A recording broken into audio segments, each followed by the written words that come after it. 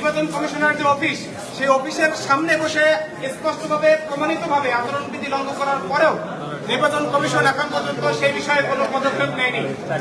সেই জায়গা থেকে আমরা নির্বাচন কমিশনার এই ধরনের ব্যর্থতার আমরা তীব্র নিন্দা জানাচ্ছি এবং আমরা আজকে দেখতে পেয়েছি ওই আচরণবিধি লঙ্ঘনকারী একই প্রার্থীকে একটি সংগঠন থেকে তাদেরকে মনোনয়ন দেওয়া হয়েছে এবং আজকে তিনি মনোনয়ন দিচ্ছেন।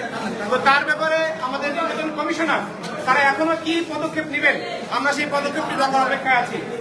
আমরা এটা বলছি, যদি কোনোভাবেই স্পষ্টভাবে দুঃসাহসীভাবে কেউ যদি আচরণবিধি লঙ্ঘন করে অবশ্যই তার বিরুদ্ধে বিশ্ববিদ্যালয় প্রশাসনের নির্বাচন কমিশনের পদক্ষেপ নিতে হবে।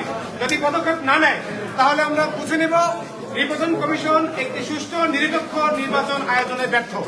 সেই জায়গা থেকে আমরা বলবো, অবশ্যই স্পষ্ট প্রমাণিত আচরণবিধি লঙ্ঘন করেছেন যিনি তানভীর বাড়ি হামিদ ছাত্রদলের প্রার্থী, অবশ্যই তার ব্যাপারে নির্বাচন কমিশনারের কোনো উদ্যোগ অবশ্যই নিতে হবে। যদি না নেয় তাহলে আমরা মনে করবো নির্বাচন কমিশন এই জায়গা থেকে